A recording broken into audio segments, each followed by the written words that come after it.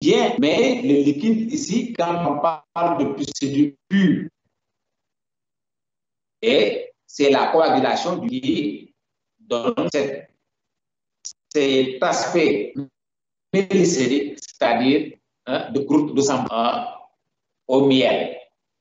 Là, vous avez au niveau de l'image qui est en bas à votre gauche, à votre droite, des pustules beaucoup plus claires parce que les croûtes sont enlevées et ces pustules sont centrées par des poils.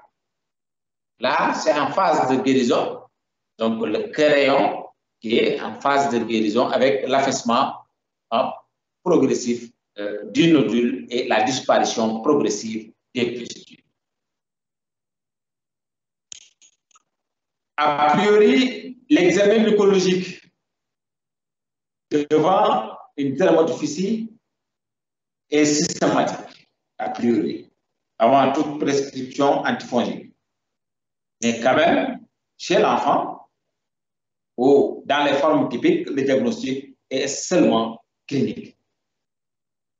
Et si, par exemple, vous avez un diagnostic et que vous voulez demander un prélèvement mycologique, et que l'enfant est déjà sous antifongique, il faut faire une fenêtre thérapeutique pendant 2 semaines au minimum pour pouvoir demander le prélèvement mycologique. Si vous avez une lampe de Wood, là, dans les formes microsporiques, c'est-à-dire à grande plaque, la fluorescence sera jaune-verte. Donc, les poils qui sont atteints auront une fluorescence jaune-verte. Dans les formes trichophytiques, c'est-à-dire à petite plaque, à grande plaque, c'est la forme trichophytique qui est à grande plaque, la forme microsporique à petite plaque. Là, vous avez une absence de fluorescence. Et pour le prélèvement mycologique, qu'est-ce qu'il faut faire? On fait un grattage au niveau des squames. Si c'est une dermatophysie de la peau glabre, un grattage au niveau des cheveux atteints, si c'est une teigne de cuir chevelu, un grattage au niveau de l'ongle atteint, si c'est une onychomycose, et l'examen direct va permettre de mettre en évidence des filaments septés et la culture permet d'identifier l'espèce. Le germe est retrouvé dans le sol, chez les animaux, mais aussi chez les humains. Bien sûr, chez l'humain qui est atteint.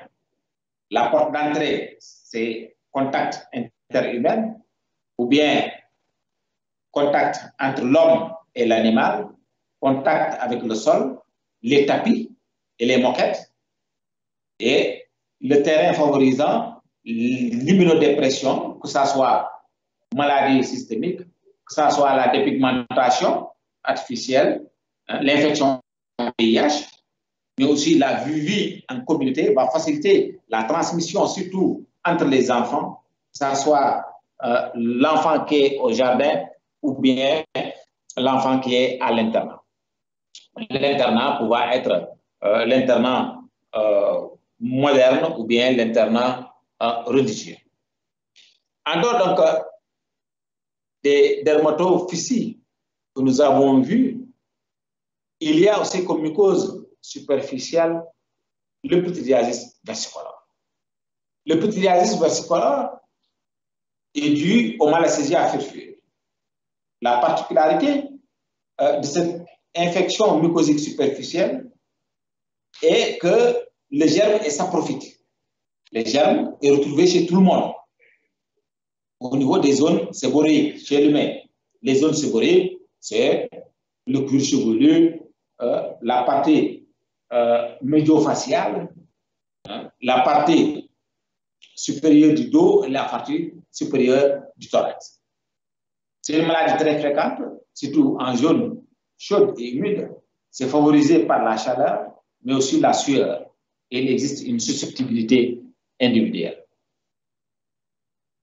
Les signes cliniques, ce sont des macules qui sont finement squameuses, bien limitées, isolées ou parfois coalescentes.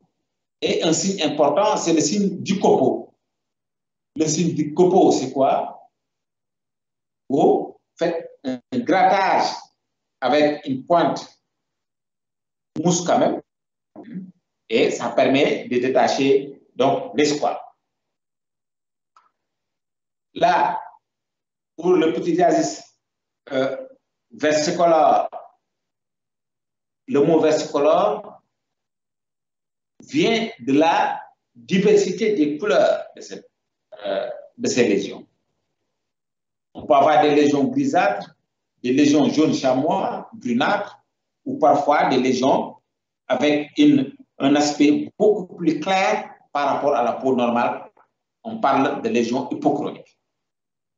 La zone atteinte, c'est la zone sphérique. Les parties médianes de la partie supérieure du tronc, mais aussi partie médiane du visage. Et l'évolution est chronique, caractérisée par des poussées et des rémissions. Et souvent, ces poussées sont rythmées par le facteur favorisant, à savoir la chaleur.